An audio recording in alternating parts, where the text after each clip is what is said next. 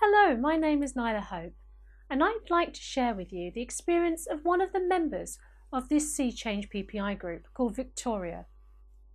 And in her own words, she told her story.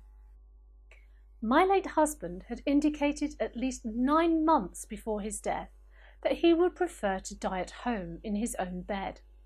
Several efforts were made to get him to change his mind, and eventually my family decided to declutter his flat and change the carpets for lino so that he could be discharged home.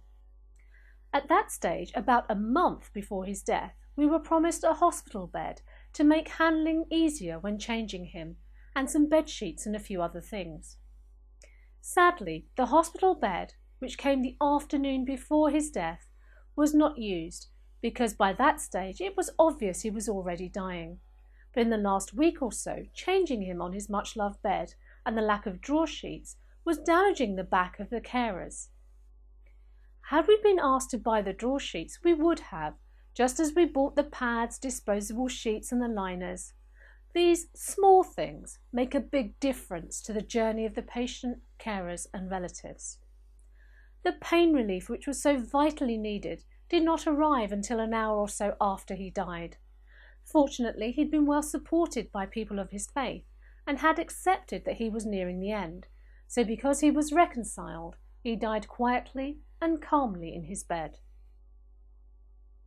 The ask here is what can be done to better coordinate the discharge from hospital, hospices and care homes for those that choose to die at home, to ensure that the appropriate equipment and pain relief is available, delivered, or if necessary purchased by the family in time for the patient's arrival home. Surely in today's world, where next day delivery is commonplace, something can be done logistically to improve things for end-of-life care. Hello, my name is Alice Firth. I work on the Sea Change team as a researcher. We are very grateful to Victoria for sharing her very personal story of her late husband's death, and to Nyla for retelling this. Hearing Victoria's story has allowed the Sea Change team to reconsider some very important areas. Firstly, we are very sorry to hear of Victoria's loss and her late husband's experience of equipment being provided too late or not at all. In Sea Change, we are trying to measure patients' palliative care needs. As a result of hearing Victoria's story, we have decided we must capture those times when someone's needs are not met. This may be when equipment does not arrive, but it may also include other needs which are not met.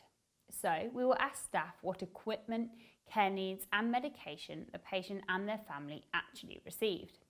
But we will also ask staff if the patient and their family had any unmet needs.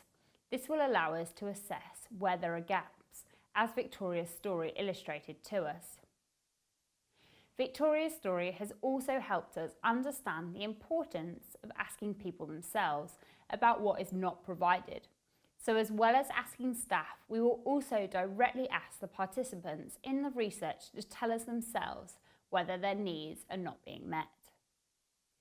Victoria asked another important question about what can be done to improve coordination of care, especially when moving between services. For example, when a patient moves from hospital to home. We are aware that when a patient is being discharged from one service into another, the care can be fragmented and not always work well. As a result, we would like to investigate this further.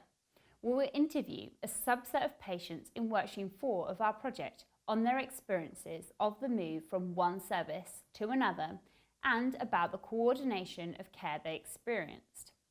In these interviews, we hope to better understand how to improve coordination and transitions in care for people with advanced illness.